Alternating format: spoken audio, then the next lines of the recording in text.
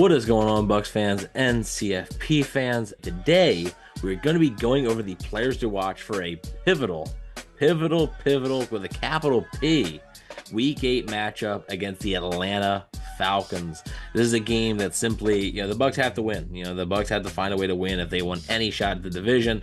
So there's going to be a lot of players to watch in this one. Let's get right into it, though. We're going to start off with the quarterback, okay? And I know it's cliche. I know he's been on this list a bunch, but quarterback Baker Mayfield, particularly because now the Bucs are without both Mike Evans and Chris Godwin, and it's going to be interesting to see how Mayfield does without those two, right? Because I mean, those guys make his life a whole lot easier. So I'm curious to see how Baker Mayfield performs without those two, and hopefully, he is a guy that the Buccaneers can have step up and be able to still be productive on offense even without those two big pieces. Yeah, not only is it about proving they can produce without Mike Evans and Chris Godwin in the pass game, but for Baker Mayfield, it's about building chemistry with the wide receivers that he's going to be throwing to now. Sterling Shepard, Jalen McMillan, Trey Palmer as well are all guys who are going to be seeing an uptick in targets. It's going to take the Bucs a game or two to decide how aggressive they want to stay in the pass game. They've been very aggressive in the first half of the year, but Baker's also played very well first half of the year. Got to stay calm this week. If the offensive line can protect him, take care of the football, build up rapport with those young receivers, I think that'll go a long way this week. For sure. I think it's they need Mayfield to step up this week and play much better than he did last week, even though the stat sheet won't show it, but didn't play his best game last week. So let's move on to the Buccaneers running backs. And I know that this is also a pretty broad statement, but I think you're going to be relying on that three-headed monster that you have, right? Rachaad White, Bucky Irving, and Sean Tucker. It sounds like Bucky Irving, there was a little bit of doubt on whether or not he would play. It sounds like he's going to play. And again, without Mike Evans or Chris Godwin, you are going to need to rely on your run game. The Falcons' run defense is not very good. They're ranked 24th in the NFL in terms of yards allowed on average through on the ground, and I think it's something that the Buccaneers' improved run game is going to have to take advantage of.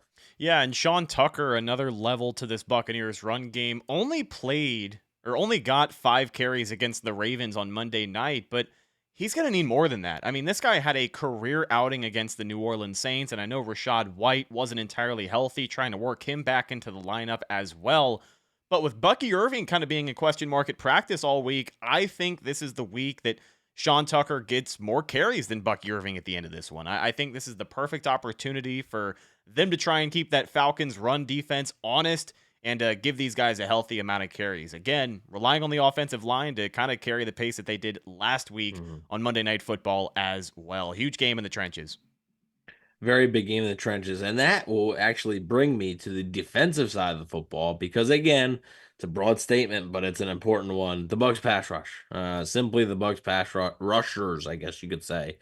They need to find a way to get pressure on Kirk Cousins. Last time these two teams met, Kirk Cousins threw the ball 58 times, threw for over 500 yards. You guys know the story, okay? I don't need to rehash it.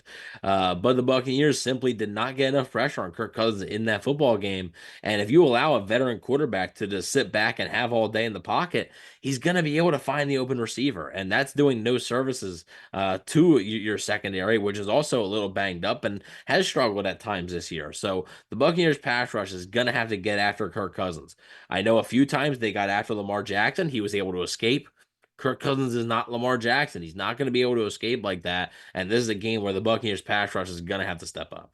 Yeah, these guys are just going to have to be better. There's not really any other excuse or way to put it. You're going to have to rely on them to put meaningful pressure on the quarterback. And I know for a while the Bucs were getting a lot of sacks. I think they had 17 sacks over 3 games or something like that.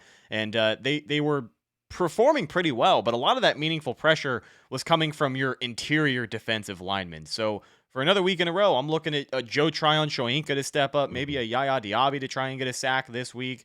Whether it's with the blitz or 4 down linemen, the Bucs need to bring pressure this week. Otherwise, Kirk Cousins, he's a veteran quarterback. He's going to throw all over you. Yep. Yeah, he's going to pick him apart if they can't somehow find a way to affect his rhythm. So it's a very important key here. The last player on the defensive side we're going to talk about is Antoine Winfield Jr. And the reason he's on this list is because the last time these two teams met, Antoine Winfield Jr. did not play in that football game.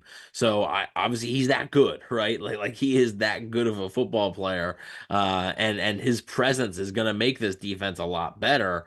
However, the Buccaneers did just get passed on a ton by the Baltimore Ravens, and Winfield was out there. So that does, I think, leave a lot of questions on whether or not Winfield's presence there is really going to make that much of a difference. I think it does, especially in this matchup, but I think Winfield's going to be a name to watch for sure on Sunday. I think Antoine Winfield's ability to force a takeaway for this Buccaneers defense is going to be huge. We talked about it on the game preview show. I think whichever defense can make that play, ultimately whatever team can probably win the turnover battle this week is going to win the football game. But I think having Antoine Winfield, a player who has a nose for the football, he can get after the quarterback, he can take the ball away via fumble or interception, that playmaking ability matters, and it goes a long way. So having him on the field, I definitely think is going to matter for this Buccaneers defense. Looking for him to maybe be one of those guys to step up and make a big play in the absence of Tyke Smith. Even though he's a rookie, he's been making big plays. He's been forcing fumbles all over the place. So looking for Winfield to kind of, I guess, give us vintage Antoine Winfield Jr. at this point, right? It's hard to think of the Bucs and Falcons without thinking of that goal line forced fumble from number 31. Yeah, had a monster game versus Atlanta last year in Tampa. So hopefully he can repeat that. And also, Buccaneers being without Jamal Dean as well. So that's certainly a loss, and Winfield's going to have to step up there. Now, let's move on to our X factor for this one. And this is the player who I think needs to step up the most in order for the Buccaneers to win the game. That after the game, whether you win, if the Bucs win, you're going to look at this player and say, man, he was a difference maker. Or if they lose, you're going to say, man, they needed more from him. And this week's X factor is rookie wide receiver Jalen McMillan.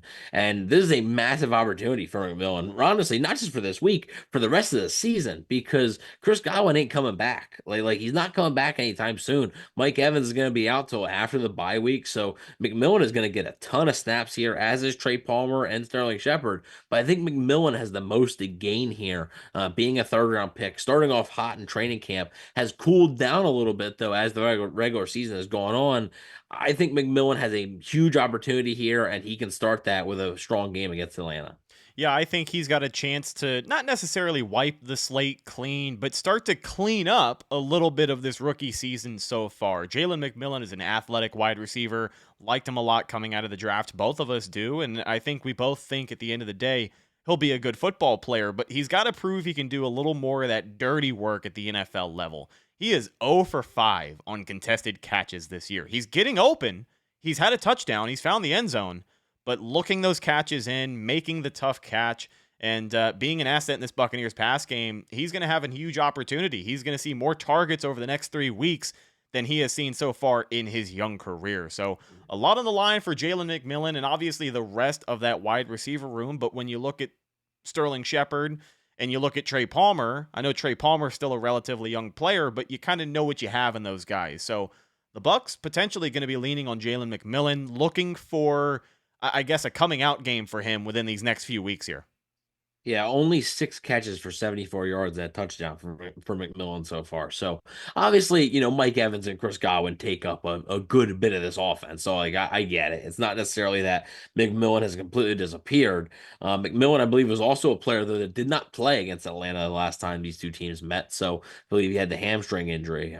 So yeah, that's something that, again, the Buccaneers hopefully can take advantage of. McMillan, I think, is your X factor for this one. Again, he's just going to be a guy who I think the Bucs are going to rely upon, and hopefully he can step up in Chris Godwin and Mike Evans' absence. So let us know if you're watching anybody in particular on the offense side of the ball, defense side of the ball. Why is that? I think there's a lot of different players we could have put on this list. There's a lot of pieces on offense that have to step up now that the 2 big wide receivers are out. There's a lot of players on defense that have to start playing better as well. So I think there's a lot of different scenarios you guys could go with, but let us know in the comment section below. We're always curious to hear it.